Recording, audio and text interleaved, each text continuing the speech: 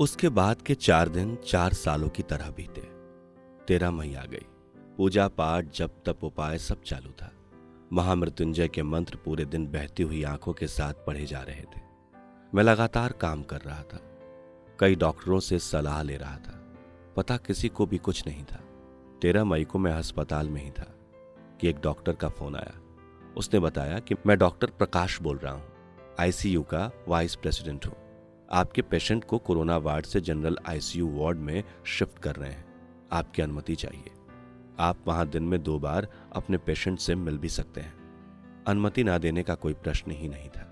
प्रभा को general ICU ward में स्थानांतरित कर दिया गया। मेरे लिए एक एक पल भारी हो रहा था। मैं जल्द से जल्द प्रभा को देखना चाहता था। अब मुझे दोबारा उम्मीद की किरण नजर आ रही थी। क्या पता कोई चमत्कार हो जाए। मैंने जनरल आईसीयू में जाकर प्रभा को देखा। वो 9 तारीख से ही बेहोश थी, वेंटिलेटर पर। मैं सुन्न हो गया। डॉक्टरों के मुताबिक बचने की अधिक आशा न थी। मैं अब सुबह शाम अस्पताल में ही घूमने लगा। घर आता तो पूजा पाठ में शामिल हो जाता। भरोसा ना डॉक्टर पर हो रहा था, न भगवान पर।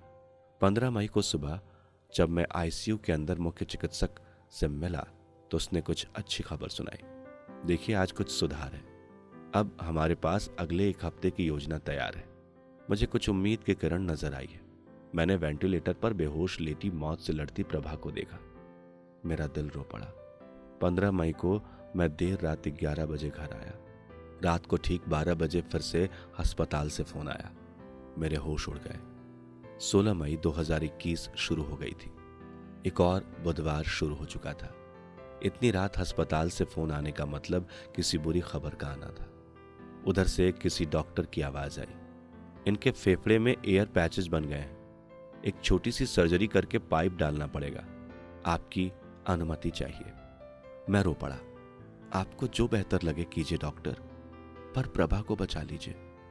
सुबह 4 बजे फिर फोन आया। सर्जरी हो गई है, पर अभी भी पेशेंट की ऑक्सीजन कम आ रही है। मैं विशेष अनुमति लेकर सुबह सुबह आईसीयू में गया। वहां मुझे बताया गया कि बचने की उम्मीद बहुत कम है। मैं खुद भी यह बात जानता था। मैंने प्रभा की तरफ देखा। मैं पत्थर सा हो चुका था। भावनाएं इतनी अधिक थी कि सब कुछ जम चुका था मेरे अंदर। मैं इंसान नहीं था। मैंने निश्चय कर लिया कि अब मां और बच्चों को उस क्षण के लिए तैयार करना पड़ेगा।